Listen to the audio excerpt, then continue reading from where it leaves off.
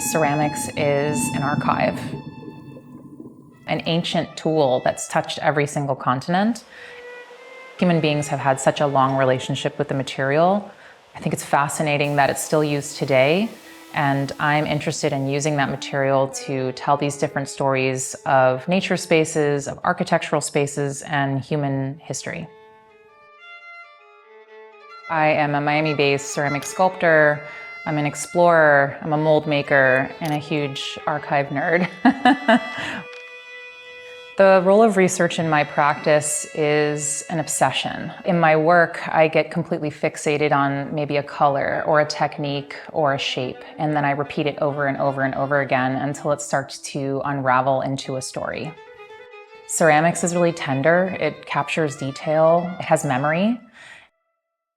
After practicing ceramics for 15, 20 years, I started to use that vocabulary on different types of issues or stories that I wanted to tell, specifically to do with the South Florida landscape. I wanted to talk about the environment. I wanted to talk about our human history and how the two exist sometimes with tension and sometimes in harmony. My relationship with the natural world began as a young girl. I spent a lot of time in nature camping, exploring. So I kind of took that with me into my art practice, where I explore these different types of spaces. Sometimes they're out in nature in the Everglades, where I'm going through different types of plants and ecological systems, but I also enjoy going into spaces like the Wolfsonian on Miami Beach and doing a different type of exploration of human and cultural archiving. My studio practice is almost like a laboratory, and I like to use these different types of materials to tell stories that might exist in the margins.